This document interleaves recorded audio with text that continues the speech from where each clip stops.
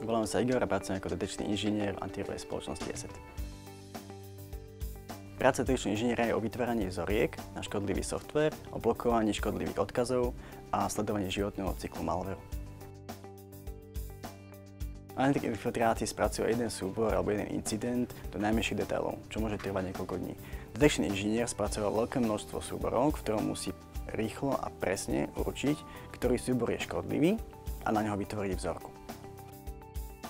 Keď dostanem súbor do rúk, musím robiť rýchlu analýzu, aby som zistil, či daný súbor obsahuje škodlivý kód.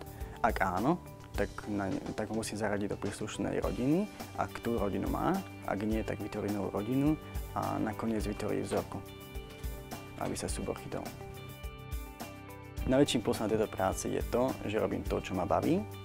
Chránim milióny užívateľov a počítačov na celom svete a výsledky svojej práce vidím každý deň.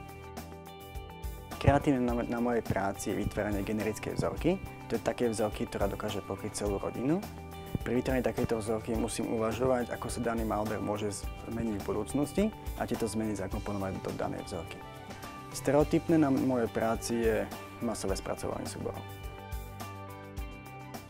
Detekčný inžinier musí mať znalosť zdrojového kódu a skúsenosti s reverzným inžinierstvom.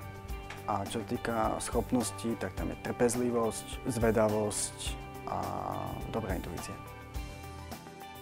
Na pozíciu detekčného inžiniera nie je potrebná žiadna škola, pretože oblasť, v ktorej pracujem, sa ani okrajovo neučí na žiadnej škole.